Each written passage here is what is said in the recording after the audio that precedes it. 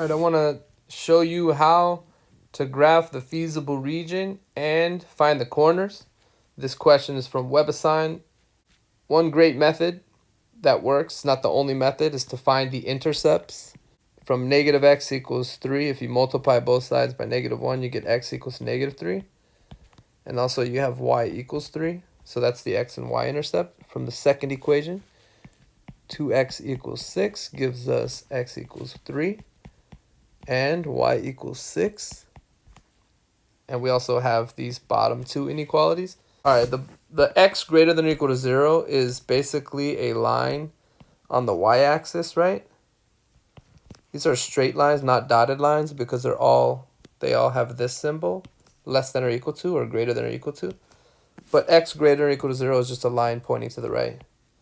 Y greater than or equal to 0 is a line on the x-axis that is pointed up. So what that does is it puts us in the first quadrant. So we are, our solution set will only be in here. Our feasible region is bounded in here. Let's deal with both of these lines. We have their intercepts there. Let's go with the first one. X equals -3 and y equals 3. Let's graph that line.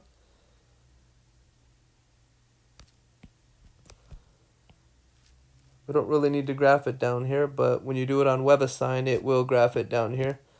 Now, if I pick a point, test point 0, 0, before I do that, let me make sure I label this line right here. -x plus y is less than or equal to 3. So when I plug in my test point, if I plug in 0, 0 is 0, less than or equal to 3, that is true. So I need to point down. The other line has an x-intercept of 3 and a y-intercept of 6. So if we graph that line, it'll look like that. On WebAssign, it will graph all the way. If you're doing it on paper, you don't really need to bother going all the way. But it's, what was it? 2x plus y less than or equal to 6. If you plug in 0, 0, you get 0 is less than or equal to 6, which is true. So for this line, you're also pointing down. But remember, we're in the first quadrant only. So both of these arrows are pointing down. So it looks like our feasible region is in here. So that is the feasible region.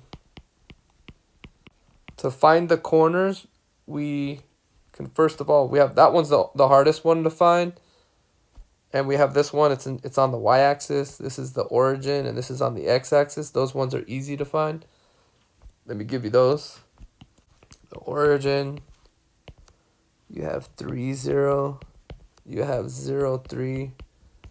And the last one we have to find using 2x plus y equals 6 and -x plus y equals 3. If you solve it, you get y equals 3 plus x. The second equation, if you substitute, you get 2x plus 3 plus x equals 6. So 3x equals to what? 3. So x equals to 1. And then we get y equals 3 plus 1, which equals 4. So we have a point 1, comma 4. There it is. So the last corner is 1, comma 4. And that's it. So you have your feasible region and you have your corners.